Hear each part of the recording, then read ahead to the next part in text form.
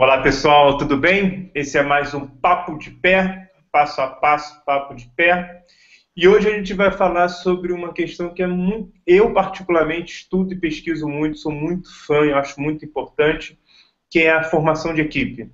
Como nós somos, como um dos vídeos anteriores, Rodrigo Falcão falou, nós temos muita cultura do esporte coletivo, e aí a gente queria falar um pouco sobre a atuação do psicólogo e como se dá essa formação de equipe em diferentes modalidades. E aí, para isso, eu queria trazer como primeiro exemplo, primeiro ponto teórico ali, e aí passar a bola para o pessoal. Tem um livro clássico, eu não tenho ele em versão português, mas ele é clássico, ele é considerado um bom beabá, que é o Princípios Fundamentais da Psicologia do Esporte. Eu tenho a quinta edição dele, e aí só para fazer um pequeno momento ostentação, eu tenho ele com um autógrafo e um agradecimento do Weinberg. Quando ele veio aqui no Rio de Janeiro, eu tive a possibilidade de estar com ele, de tomar um chopp com ele, que é um dos autores desse livro. Então, passado esse momento ostentação, passado esse momento aí mais leve, nesse livro eles dizem o seguinte: há 4 pontos fundamentais para se formar uma equipe: senso de identidade coletiva, definição de papéis, uma estrutura na comunicação e normas sociais. Eles falam muito desses 4 pontos. E aí, Thaís, eu queria saber um pouco com você, você que trabalha muito com futebol, tem uma longa bagagem com futebol, como é que se dá esse trabalho com a formação de equipe e como é que é a atuação do psicólogo, qual a importância do psicólogo nesse trabalho de formação de equipe? Não, pera aí que deixa passar minha inveja aí por esse seu chopp com ele. Gente, não sabia disso, que novidade. Então, há várias questões aqui, eu acho que a gente poderia, não só nesse tema, mas nos outros temas, ficar aqui várias horas falando, mas uma das questões que a gente tem que se atentar é a diferença entre a formação de uma equipe na categoria de base e na categoria profissional. Na categoria profissional, por exemplo, uma questão que me chama muita atenção são os reservas e aqueles atletas que nem são relacionados para os jogos. Você vai formar uma equipe, você vai se preocupar apenas com os titulares? Não. A gente sabe que não tem como a gente ter, vamos dizer, no futebol. A gente não vai ter só aquela quantidade exata de jogadores que vai entrar. A gente sempre vai ter jogadores a mais. E como que é esse ambiente para esses jogadores que muitas vezes não jogam como titular? Será que a gente realmente desenvolve um ambiente favorável para isso? E aí o psicólogo é extremamente importante também nessa análise desse ambiente e também para dar recursos a esse atleta para que ele consiga lidar com essa situação. Em um momento ele vai ser reserva, outro ele não vai ser relacionado, outro ele vai ser titular. Então, é uma questão bem importante, né, nessa questão de formação dessa equipe. Outra questão das categorias de base, que eu acho muito importante, é uma certa rotatividade. A gente vê que na categoria de base, a ideia não é o resultado em si, é a formação do atleta. Então, não há razão para, muitas vezes, um atleta ficar fora de 2, 3 viagens seguidas de uma equipe. Né? Isso, se já é difícil para um adulto lidar com isso, imagina para um adolescente, para uma criança lidar com essa situação. Então, é uma questão que também vale a pena a gente pensar quando a gente vai formar uma equipe, quando a gente vai pensar em quem vai ser aquele titular da equipe. Ou, na questão de base, por exemplo, a gente pensar no próprio desempenho daquele atleta ali na partida. Será que um erro daquele atleta é uma justificativa para ele, na próxima partida, não estar junto com a sua equipe? Não é? Porque muitas vezes a gente vê que o modelo da categoria profissional, ele se estende para a categoria de base. Apesar de ser importante a formação, muitas vezes os resultados falam mais alto. Então é importante que a gente se atente a essa realidade da categoria de base e a gente entenda como é que deve ser essa formação da equipe. E uma outra questão é a gente conhecer bem aqueles indivíduos que estão na equipe.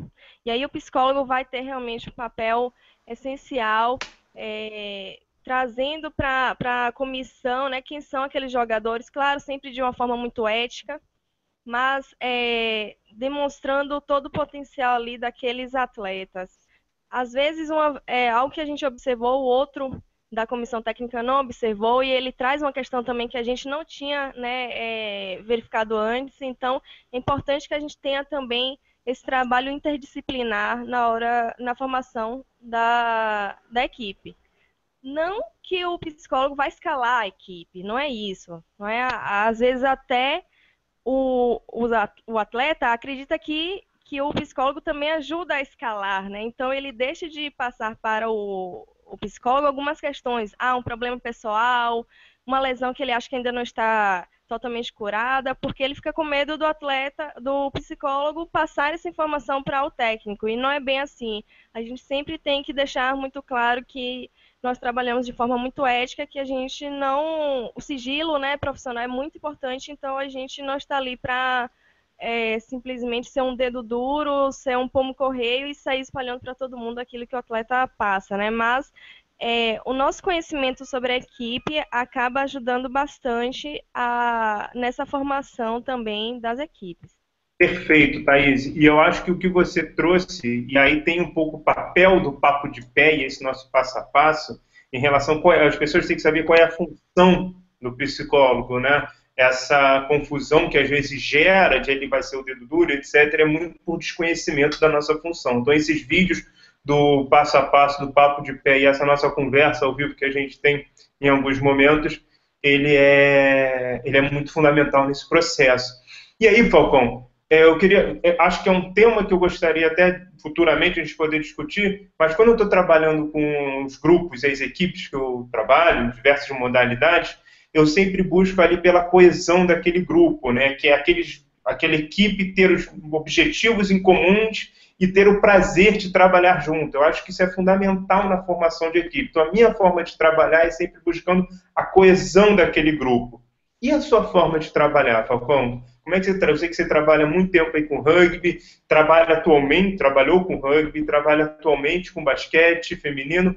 Como é que é? Como é que você trabalha essa formação de equipe? Você tocou num ponto fundamental, Rodrigo, a coesão de grupo. Né? Eu acredito assim, os próprios autores do livro que você cita, eles falam que grupo é diferente de equipe. Grupo são um bando de pessoas, né, às vezes com objetivo ou não em comum. A equipe não, a equipe ela se forma quando há um objetivo em comum e quando há a coesão da equipe. Então, trabalhar a coesão de equipe é fundamental, seja na categoria de base, seja no ambiente profissional. Eu gostaria só de reforçar o que a Thaís disse. Na base, infelizmente, a base, no geral, segue o modelo do profissional, né? O modelo de resultados. Então, os técnicos, toda a comissão técnica, em alguns momentos, eles seguem o modelo de visar sempre ganhar o jogo, né? E isso é muito ruim para a formação dos indivíduos e para a formação do atleta, porque a gente está falando de formação de ser humano. E, em alguns momentos, alguns indivíduos estão numa fase do desenvolvimento, outros estão em outras por questões biológicas, enfim, por questões emocionais, esse tipo de coisa. E eu vejo que não há muito uma tolerância e uma paciência para esperar a maturação adequada, esse tipo de coisa. Há muita cobrança, muita pressão por resultados, sim, em toda a categoria de base. Isso é uma realidade. Uma realidade, eu acredito que não só aqui no Brasil, mas talvez em outros locais, né? Mas a coesão é fundamental. E para a gente desenvolver coesão, a gente precisa de criar vínculos. Então, nesse sentido, o psicólogo é super importante para criar vínculo entre os atletas, atleta com atleta, psicólogo com atleta e psicólogo com a comissão técnica. Às vezes esse vínculo não é criado entre, por exemplo, o treinador e a equipe, né? Por N fatores. Por exemplo, porque o treinador exerce uma liderança super autoritária. Então, às vezes, eles não criam vínculo com os atletas por isso, né? Um vínculo afetivo mais um vínculo afetivo que pode desenvolver a coesão de grupo. Eu acho que a gente pode facilitar esse caminho aí para as equipes. Perfeito. E Maurício, e você, Maurício, para a gente poder finalizar esse tema de hoje, formação de equipe, eu sei que você trabalha muito com os atletas, mas eu sei também que você trabalhou, desde o certo ter mestrado, doutorado em relação aos esportes coletivos, né? Você podia até falar um pouco mais sobre isso, mas como é que você atua na formação de equipe? Você como psicólogo, qual você acha que é a função do psicólogo nesse processo? Perfeito. É muito importante a gente salientar que mesmo dentro do esporte individual também tem equipe. Pode ser tanto o atleta que é totalmente individual, entre aspas, né, que vai estar com uma equipe que é a comissão técnica, que é o treinador, preparador, às vezes fisioterapeuta, aí já existe um grupo, não é uma equipe, mas é um grupo, né, e que tem muitas forças interagindo ali, como mesmo em outros esportes individuais, atletas treinam junto e dividem suas experiências, né? Como a natação, o judô, os atletas eles treinam em conjunto e ali também interagem vários fatores que podem facilitar ou prejudicar a preparação desse atleta. Outro ponto que foi tocado aí que é muito importante a gente salientar, né? Que é justamente essa questão do, tanto na base, mas também no profissional, a questão do titular e do reserva, né? Eu creio que se dá muita ênfase aos titulares, a quem está jogando em qualquer esporte, principalmente nesses que tem número restrito de substituições, né? Que é um problema muitas vezes, porque se dá menos experiência, se dá menos minutos de jogo para os atletas. Porém, tem um dado que é muito interessante, que eu sempre trago quando trabalho com os meninos, principalmente na base, né? Nos times de futebol que eu passei, de que se tu pega a primeira escalação, digamos, o pôster dos 11 que entram em campo no primeiro jogo de qualquer campeonato profissional e tira uma foto dos 11 que vão jogar o último jogo, essa foto se altera em pelo menos 30%, 40%. Porque o que acontece? Muitas vezes, quem não está jogando, crê que o treinador não vai dar tanta oportunidade, que não vai ter espaço para demonstrar seu futebol, que ele prefere os outros, mas no processo natural de qualquer campeonato existem lesões, existem substituições técnicas, tem jogadores que entram, jogadores que saem, e isso é muito para deixar os jogadores com o alerta ligado de que eles têm que se esforçar sempre e não se acomodar com as posições nem de ser titular, nem de ser reserva. E principalmente no que a Thaís trouxe, né, muitas vezes me preocupo mais com o jogador que não está jogando com o que está jogando dentro de uma equipe, quando eu sou psicólogo lá. Porque o que está jogando, ele está mais ou menos contente, ele está tendo chance de demonstrar, ele está atuando, que é o que o atleta faz, né? Ele compete, treina e compete. E esse que não está tendo tanto tempo para demonstrar na competição, nas provas, nos jogos, a sua performance, né? Ele muitas vezes ele acaba não conseguindo lugar porque ele larga de mão, né? Ele, psicologicamente ele começa a prestar menos atenção, a se envolver menos, a se engajar menos com a equipe, e as equipes vencedoras costumam ser as que têm justamente uma coesão maior de que conseguem se dar conta que esses papéis circulam, de que todo mundo é importante e que todo mundo tem a sua oportunidade desde que esteja fazendo por onde também, porque muitas vezes recai muito sobre o treinador essa questão de escalar, sendo que o jogador também se escala. O treinador ele normalmente vai tentar botar quem está treinando e quem está jogando melhor para jogar. Então ele não vai ser burro de colocar um cara que está fazendo isso tudo muito bem, de não dar espaço para ele. E os atletas muitas vezes nessa inversão se queixam que não estão tendo oportunidade, mas às vezes não estão cavando essa oportunidade também, né?